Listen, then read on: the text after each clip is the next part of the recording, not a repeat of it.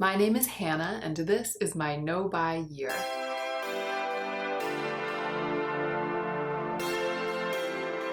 Welcome to my October check-in. As you all know, at the end of every month, I film a check-in letting you know how things are going in the world of my no-buy. If this happens to be your first time clicking on one of my videos, I am nearing the end of a year-long no-buy. I'm not buying any makeup, skincare, clothing, or homewares, with the exceptions of replacements for items that I have run completely out of. All of my rules and my initial reasons for going on a year-long no-buy are laid out in my introduction video, my first video of the year, and also the first video ever that I posted on YouTube. I'll link that in the cards in case you are curious. So let's talk about October. This was an incredibly busy month for me. I went to 2 tango festivals back to back. That's part of my work, but it meant that I was gone for 5 full days, I believe, to Portland, home for just 2 days in between, and then 5 full days to Albuquerque. And those were 5 days in each location of really intense kind of dawn to 3 a.m. work. So I have spent part of the month gearing up for that, the brunt of the month doing that, and then the rest of the month recovering from that. And that has pretty much defined all of my time since I last checked in with you at the end of September. What that means in relation to my no-buy is that I haven't had time to want anything. I haven't had time to even keep up with the new releases. I've done a pretty good job of catching up since I've gotten back, but for those 2.5 weeks, for most of the month really, I was out of it completely. My head was not in that space, and I didn't have a moment to wish I could buy things or think about buying things or even experience my no-buy as anything, if that makes sense. Like, yeah, of course I wasn't buying anything in Albuquerque and I wasn't buying anything in Portland, but I didn't have time to want to. And so it just makes me think about the fact that a busy life can be a good antidote to persistent and troubling and life disrupting compulsive behaviors and to old patterns. I mean, I would characterize this month as having been a little bit too full. This is not ideal for me. I like it when I can write every morning and then just do my poema work in the afternoons. I don't particularly love it when more than half of a month is completely consumed with working on my business in such a way that I can't do the things that are the most important to me, namely my writing. I think you all know at this point that I'm also a writer, but I do get questions from time to time in the comments about my writing. I have a website that's like my personal website, hannahlouiseposton.com, my writing website, I mean. It's just my name.com, and that's my writer website, and you can link from that website to almost everything that I have published that's available to read in any way online. So there are some links to essays, and there are some links to poems, and there's my bio, my kind of academic bio, and my publishing bio. And there's some information about my tango work too on that website. Anyway, if you're curious, I just get questions sometime and I'm like, just go to the website. So if you're curious and you haven't visited my website, it's there for you. Anyway, this month was a little over full for my liking, but it left me absolutely no time and space to lust after holiday releases, which is good. It's good. At this point in my no-buy year, I don't know if I would be, though, even lusting after holiday releases without that busy time. I just don't feel that way anymore. My brain has changed pretty dramatically, and my old patterns have been severely disrupted by this point, by 10 months of not buying things. And so I don't know how much of my busyness was what kept me from thinking very much about makeup this month, and how much of it was just the fact that I'm more prone to focus on living my life instead of focusing on the shopping habit and thoughts about the shopping habit than I ever have been before. At this point, life really, really does come first, and that is great. One good thing about being so busy, though, with reference to last month's check-in, was that I was too busy to be sad. Like I was too busy to be going through the gigs, as LaChusha says. I was going through the gigs in September. That was a hard month, and I talked about it in the check-in last month. But this month, I was going through the gigs in a different way, which is just that I was like going, working, people in my face all the time. If there was any latent gloom hanging over me from the month that I had struggled through before October, the way that October unfolded really blew the last shreds of that gloom away. So that was good. And I do feel a lot better now than I did at the end of September when I filmed my previous check-in. But the thing I did want to segue into after reflecting on the fact that I basically missed like 2.5 weeks of watching YouTube. That's kind of what happened to me this month. And I watch YouTube every day. I watch beauty YouTube every day.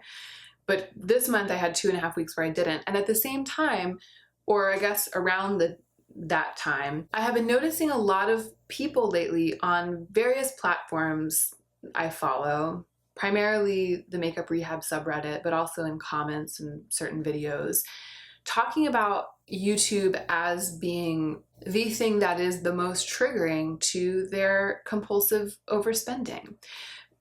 People questioning whether maybe the best solution for somebody who feels out of control when it comes to spending on makeup and skincare and other beauty-related things is to either stop watching YouTube entirely or severely curtail their YouTube watching, basically change their habits so that watching YouTube isn't one of the main things that they do. I just have been thinking a lot about that lately. I've been thinking about the fact that YouTube, in many ways, for many people, this corner of YouTube, meaning the beauty community, is just one big advertisement. It can feel like that. And depending on who you watch, it can just be like watching the shopping network. Lately, looking at the YouTube community at large and examining my own experience watching all the channels that I love to watch, I have found myself wanting to ask myself and wanting to ask you guys and kind of everyone who's involved in this community, do you love beauty or do you love shopping? Is your YouTube experience nourishing for your personal relationship with beauty, like the beauty that's in the world? Or is your YouTube experience an extension of your shopping habit, your shopping behavior?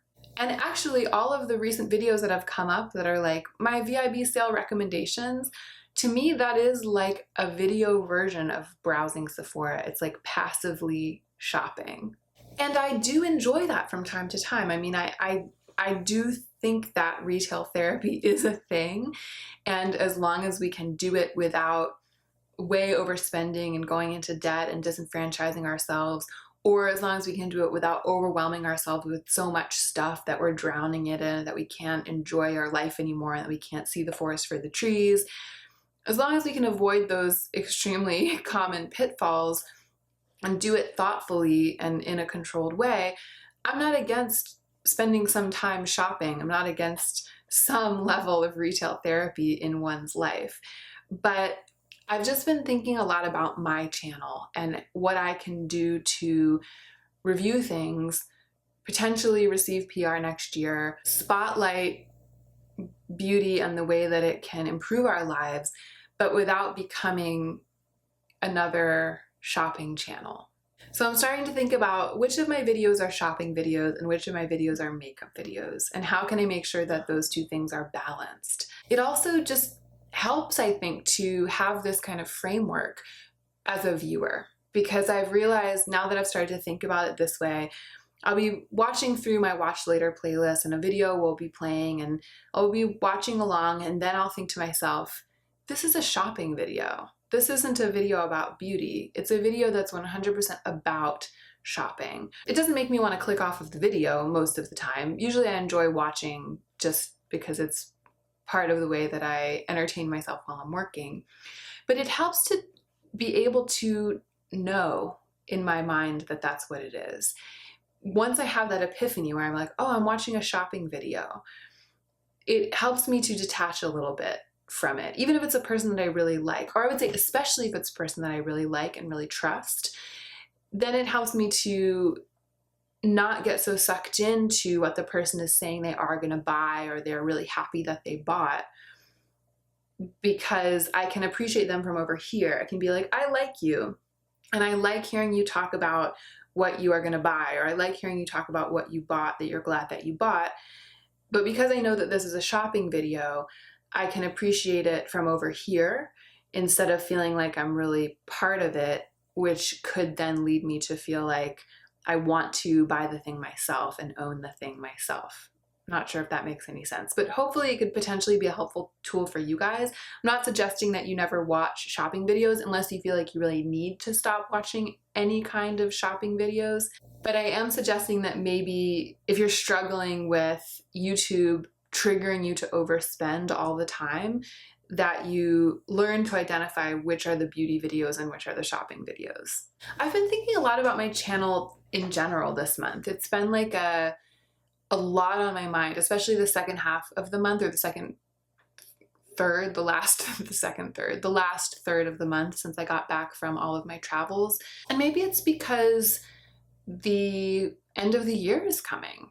Like when it gets to December, I'm gonna start having to film a bunch of videos to prepare for the fact that I'll be home for the holidays in North Carolina, and then I'm going to be vending at a tango festival for New Year's. So I'm gonna have to pre-film a lot of content for December, but it won't just be any old content. It'll be like my wrap up. It'll be the content that is wrapping up the No Buy year and kind of reporting on how everything went down. And also my introduction video for the project for next year. I'm just starting to realize that we're kind of careening towards the end of the year, and I'm careening towards the end of my No Buy project. It's time to start thinking about how it's going to end and what I'm going to do when it's over and how I'm going to handle the end of the project on my channel. So I think that's part of why I've been thinking a lot about my channel, because I need to make some decisions. Everything's very clear this year. I'm not accepting PR. I don't have a PO box yet. I've accepted a couple of gifts, and that has kind of gotten me into some murky waters in terms of how I want to handle my makeup collection and my skincare and stuff, but it's still really controlled, and the project is clear, the nature of the videos is very clear, the shape of the channel is very clear, and it's also been relatively small. And the fact that it's growing and the project is near to ending, it's just been, every day I've just been thinking about what I want to be on here for you guys and what I don't want to accidentally slip into being. So I did want to touch on that, because in terms of my No Buy year and my channel, that has really been a defining element in the month of October. I do think that I'm going to do a monthly reckoning. I'm not sure how soon I'll be able to do it. I'm not sure when I'll start it, but I did want to follow up on that. It's something that I talked about in my video, my recent video. Was it my most recent video? The Sunday video? I think it was. I talked about, yes, because it was the one in which I was reviewing subscriber gifts. I talked about the fact that I think that when I receive things that I didn't buy, whether it's because they were gifts or because they were PR, I'm going to put them in like a product purgatory box and use them for either a month or 2 months or however long it takes actually. I guess it'll be another monthly series, end of month series. I will have a reckoning and I'll go through the box and I will decide what I'm going to pass along to someone else, what I'm going to move into my permanent collection, and then I'm sure that there will be things that I need to leave in the box and give them another chance, give them another month before I can make my decision. So I think that is what I'm going to do. If I do that, the first one will be massive, because the combined gifts from, at this point, 4 subscribers who've sent me things or given me things adds up to a lot of products. So maybe I'll break it down into 2. I need to figure out how I'm going to launch that series, how I'm going to handle the things that have recently entered my possession. I also forgot to mention in that video on Sunday that I think part of the reason that receiving things from you guys has been so stunningly meaningful for me is that gift giving is one of my love languages. And if you haven't heard about the 5 love languages or read about them, I find them a very useful tool for understanding my relationship and communicating in my relationship and understanding my relationship to other people, not just to Joe.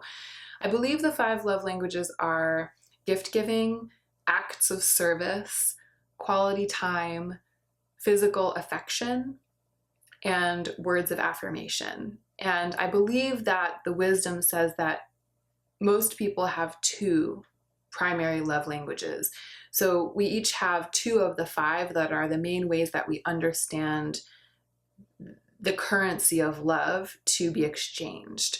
So what that means for me, with gift giving being my love language, is that for a long time in my relationship with Joe at the beginning, we've been together for 10 years now. For the first several years, I was constantly trying to give him gifts, and gift giving is not one of his love languages. On the contrary, he has kind of a troubled relationship with gifts. He has a hard time giving them and receiving them. He just doesn't like anything to do with gifts. But I express myself, I give love through gifts.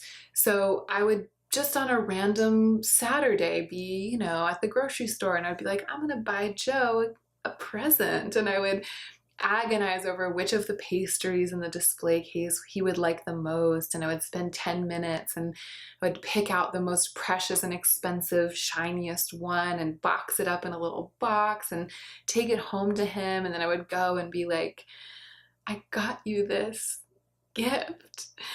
And he would be like working on his computer. He'd be like, all right, put it in the fridge, I'll eat it later.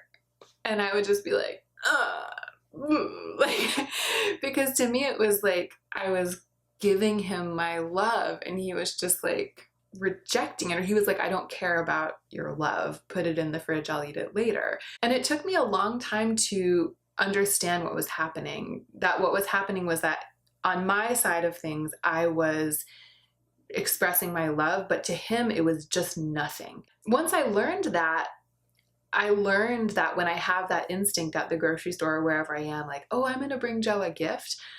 Now, when I have that feeling, I still have it because it's still my love language. But now I'll just stop myself and be like, no, you're not. Just stop. He won't care. He doesn't want it. It's not love to him. And the flip-flop of it has also been really useful, which is that now that I know what his love languages are, I can do the things that he does interpret as love, and I understand that that's meaningful to him. So one of them is physical affection. Actually, that's the one that we share, and it's really good. It's healthy if you have one that you share with your partner. It's not absolutely necessary, but I think it really helps us out. So I just know that if we're ever out to dinner or in the car or whatever, and I reach over and just touch him on the shoulder or something, that really means love to him. Just a little touch.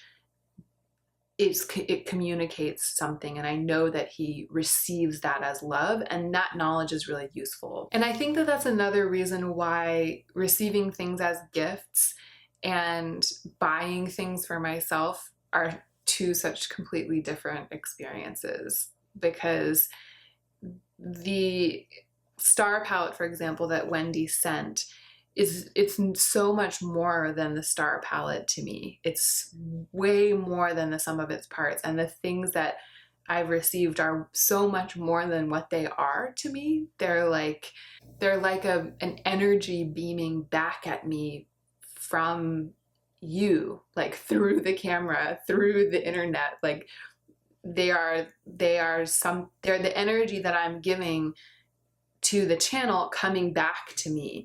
And I hope this isn't sounding like really materialistic or something. I used to worry that because I was so into gifts that I was really materialistic. And then when I learned about the love languages, I was like, oh no, this is just the way that I'm wired. It's something about the act of going through passing an item on, like a precious thing or a belonging, that really strikes a chord in me. And a lot of people are like that, and some people couldn't care less, but for me it just means a lot. I've been going on so long about the love languages, but it's been a big part of my month. It's had an effect on my level of joy that is related to my no-buy, because if I were still buying things, if I were just buying whatever, it wouldn't have meant so very much. But the fact that I haven't had new things in so long, and that I'm not allowed to buy new things for myself, has just magnified the impact of receiving such lovely and thoughtful gifts. I have been feeling a little bit behind in my videos. I did a better job this month of posting extra videos. I'm trying to post 3 times a week when I can. My promise to you is twice a week, Wednesdays and Sundays, without fail. I've been doing that since the very first day of my channel. But I've been aiming for 3. I've been trying to post a bonus video every week, and for most of this month I did manage to do that. Still, I feel behind. There are so many things I want to film. I still need to film the Q&A. I'm hoping to do that soon. I really want to do that. I still need to film the book club. That's something that's been on the shelf for a while, no pun intended, but I'm really eager to do that too. It's just been a matter of time. The hair video, you guys, the hair video, I'm still editing the footage from the initial check-ins. It was like 4 hours of footage. I'm getting it down maybe to an hour and a half. I think I might actually have to split it into 3 videos, 1 background information and 2 separate check-ins videos. It's like a feature film. It's like a feature film about my hair. Like, who wants to watch that? It boggles the mind, but I'm doing it for you guys. It's the most highly requested video, so I'm doing it. And it is coming. It's just hard to fit everything in. Thank you for bearing with me. I'm trying, and I haven't forgotten any of the things that I said I was going to do. I'm constantly scheduling them in my calendar and then having to kind of move things around, push things around, because other videos like this one had to be today, you know, otherwise I could have like filmed book club today or something, but this video has to be today. I have to do the favorites and the empties and all that stuff, and I'll get there. I'll get through the backlog eventually. I guess it's a good problem to have more ideas and you have time to execute. I would rather have it this way than the opposite. I'm trying not to stress out about my channel because it's just for fun. Well, that's not true. It's not just for fun. I did start it kind of just as an experiment, but it has turned into something really meaningful because I am making so many connections with people, with you, and that isn't just for fun. It's like for life. It's for health and productivity and general well-being, you know, so it's not just for fun, but it's also not a job. So I'm trying not to like feel guilty or feel like I'm putting a lot of pressure on myself or anything like that, but it's hard. I want to deliver more. I want to do more. I want to get there faster, but this is the best I can do right now. So I did want to bring up my little doll. A lot of you guys have been asking about her. This is a piece of art that I purchased, I think at this point, 7 years ago. I think she was made in 2011. Her name is Zoe Bug, and it's a folk artist named Joe James who made her. Joe James makes a lot of work like this. Most of her work is smaller, like she makes little stuff, and in fact I saw a Zoe Bug like this on her Etsy shop, which is where she still sells her work. It's in an Etsy shop called Cart Before the Horse, and I'll definitely link that down below. I saw this little tiny Zoe Bug, and when I first saw the image I thought that she was big like this. I thought it was like a doll-sized doll. A doll-sized doll, what does that even mean? I thought it was, you know, this size. And when I saw that the doll was little, I was like, oh man, I really wanted, you know, a substantial Zoe Bug. So I wrote to her and asked if I could commission this large size Zoe Bug, which to her, in her world, in Joe James's world of art, this is like a giant, extra oversized Zoe Bug. But she agreed to do it, and I was really excited to be able to support her in her artistry and her little business. So yeah, it's amazing. The legs are mobile on buttons, so she can kind of sit on a shelf sometimes with a leg hanging down, which looks really cute. Her arms move, and there's little buttons sewn on the back like this, and these are real little buttons down the front, and then this beautiful painted face. So I originally put her back here when I filmed my Rich Luxe makeup tutorial. She actually has another spot in our house out in the living room. I love art with faces. Almost all of our art is faces of animals, faces of humans. Everything there's like 1,000 faces in our house. And so she's been out in the living room with a bunch of other faces and animals and stuff. When I was getting ready to film my Rich Luxe makeup tutorial, I remembered that Rich has all those dolls in the background, his Cynthia doll and a bunch of stuffed animals, and I was like, what do I have that I can put back there to make it look like Rich's background? And Zoe Bug was the only thing that I could think of. So I went and grabbed her and put her there, and nobody noticed in the Rich Lux tutorial video, which was really funny. I didn't start getting comments about her until the next video, but since the next video, all of the following videos, I've gotten a couple of comments on each one, like, what is that little fairy doll behind you? So that's who she is, and I think I might just leave her there at least through the end of October. All right, let's move into wrapping it up. I just have a few more bullet points. I have something to share. I am going off of sweetener and sugar of every kind for the month of November and possibly December too. I might just carry it all the way through until the end of the year.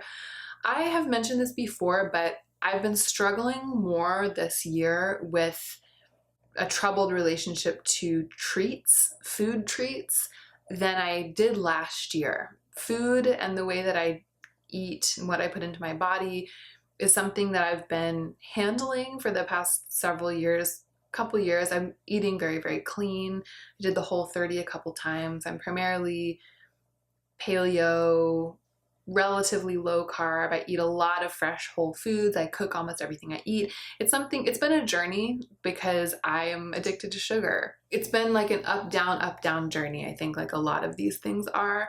And the past couple of years, I've eaten way better and had a much healthier relationship with addictive foods than I ever did before. And this year, it's like I backslid a little bit. I had to include chocolate in my no-buy. I think it was in February or March because I was getting really intense about picking the fanciest chocolate bar at the grocery store every time we went. I was like transferring my passion for shopping onto the thing I was allowed to buy, which was food.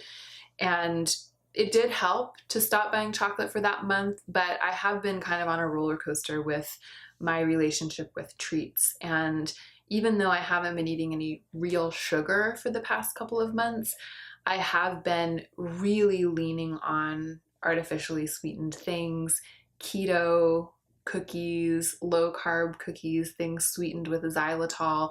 I've been chewing a bunch of like no sugar gum that's sweetened with xylitol, which is supposedly good for your teeth, but it's not good for me because I end up just cramming into my mouth like candy, like the candy that it is, even though it doesn't have real sugar in it. So I've been trying to moderate, and it's not working. Same as with shopping, I have to go cold turkey. So I'm imposing the Whole30 rules for sweet things onto myself starting tomorrow. So the rules in the Whole30 for sweetness, for sugar, are that you aren't allowed to eat anything that has any sugar or any kind of sweetener of any kind, natural or artificial. So no honey, no xylitol, no erythritol. For me, it's literally sweet treats of any kind, no matter what they're made out of.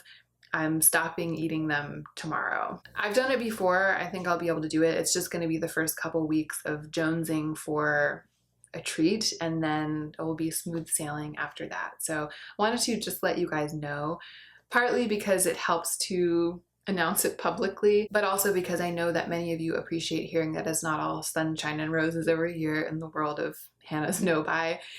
And this is one way in which it has continued to be a struggle.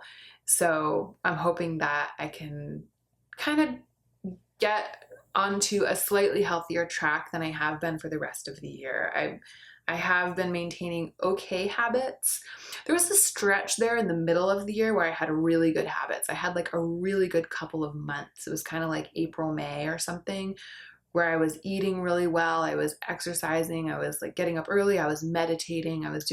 Now I'm kind of at like half good habits. And I would like to just climb up a couple more rungs on the ladder as I see through the rest of the year, rather than finishing out the year like halfway down the ladder, which is where I've been hanging out for the past couple of months. I did want to mention, this is the last bullet point on the list, that as the seasons change and I'm starting to be able to wear some of my colder weather clothes again, I've really been appreciating what I have in my closet, in the way that I've talked a lot about appreciating what I have when it comes to makeup. I really love clothes. I've talked about it a little bit in some other check-ins, but for the most part, I tend to focus on the beauty sphere in these videos. But clothing shopping was a huge part of my problem. I was constantly buying new clothes. And when I was constantly shopping for clothes, which I was, like I've spent the last 15 years of my life constantly shopping for clothes, not necessarily buying them literally all the time, but constantly in a state of shopping for clothes. And I'm realizing that when I was always shopping for clothes, everything that I owned seemed old and insufficient. And now that I'm not shopping for clothes anymore, I'm really eager to wear what I have over and over again, if that makes sense. Like this sweater, for example, is something that I thought for a really long time before I bought. It was a very carefully considered purchase. It wasn't cheap. It's from All Saints, which is a cool and kind of expensive clothing brand. So I remember looking at it for months last year, and then I think I bought it on sale, like a pre-holiday sale or something. And so it's like a very special garment to me. It's one of those truly special investment pieces that I thought long and hard about, and that ideally should be my favorite thing to wear. Like every time I get to wear it, it should be like, yes, it's today. It's the day I get to wear one of my really special pieces. But during the period between when I bought this sweater and when I started my no-buy, I didn't feel that way about it. I just felt like, oh, that old thing, that sweater that I bought. And sometimes it would work out to be the right thing to wear. If the weather was right, or if the occasion was right, or whatever, I would wear it. I'd feel good in it. I feel like it looks like me. I feel like I'm living my best life when I wear it. I'm expressing myself, and it's relatively flattering, and I like the style. I mean, I like everything about it, and I feel good when I wear it, but I always wore it with this kind of like ho-hum feeling, just because it was something that wasn't brand new. And I was so used to constantly seeking the next new thing and only feeling spectacularly amazing when I was wearing something that I had just gotten. And I have that feeling about this now. And I've worn it a bunch of times since the weather has started to cool off. This is maybe like the 4th or 5th time that I've worn it. And I love that because I feel now like it's really becoming mine. It's like my signature. It really feels like something that exemplifies my personal style. And I feel so grateful that I invested in it. And it makes me feel like I don't need more, because what could be better than this? And I never have felt that way about clothes before. I've never felt that way. I should have felt that way because I have picked the things that I own so carefully. And I've spent a lot of years of my life developing my personal style and understanding what I like to wear and understanding what looks good. And I've invested all of that time and money. I should be reaping the benefits of that. I should be sitting here loving what I have and loving to wear what I have. And at this point in the no-buy year, I kind of feel like that's really starting to happen. And I know that a lot of you wish that I would talk more about the clothing and homewares aspect of my no-buy. And so I'm trying to work it in a little more. I'm trying to make notes when I think about things. But I do, on my Instagram, focus a lot more on fashion. Usually Monday through Friday, I post an outfit of the day. I've been trying to do that regularly lately. I've been trying to really get on the Instagram horse, and it's been kind of fun actually. I think that that is it. It's been a strange, busy, somewhat frantic, but not a bad month. And the no-buy is going well. It's going so well that it feels like it's almost over. It feels so natural at this point to be on a no-buy. It feels so much like this is my life now that it's kind of something to start processing the fact that the no-buy is going to end, or at least change into something else in the not too distant future. Thank you so much for watching. I hope you enjoyed it, and I hope you'll remember to take extra good care of yourself this week so that you can be the most effective version of yourself as you do your work in the world.